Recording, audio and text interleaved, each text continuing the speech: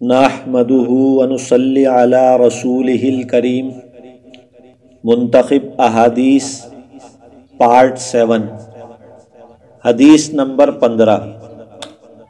حضرت عمر رضی اللہ عنہ سے روایت ہے کہ نبی کریم صلی اللہ علیہ وسلم نے ارشاد فرمایا، خطاب کے بیٹے جاؤ لوگوں میں یہ اعلان کر دو کہ جنت میں صرف ایمان والے ہی داخل ہوں گے۔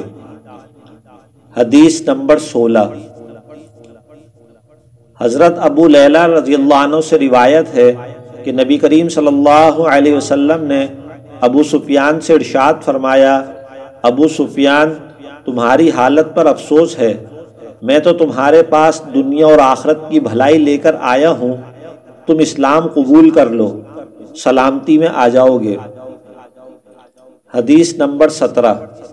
حضرت انس رضی اللہ عنہ فرماتے ہیں کہ میں نے نبی کریم صلی اللہ علیہ وسلم کو ارشاد فرماتے ہوئے سنا، جب قیامت کا دن ہوگا تو مجھے شفاعت کی اجازت دی جائے گی، میں عرض کروں گا، اے میرے رب، جنت میں ہر اس شخص کو داخل فرما دیجئے جس کے دل میں رائی کے دانے کے برابر بھی ایمان ہو۔ اللہ تعالیٰ میری اس شفاعت کو قبول فرما لیں گے اور وہ لوگ جنت میں داخل ہو جائیں گے۔ پھر میں عرض کروں گا، جنت میں ہر اس شخص کو داخل فرما دیجئے جس کے دل میں ذرا سا بھی ایمان ہو۔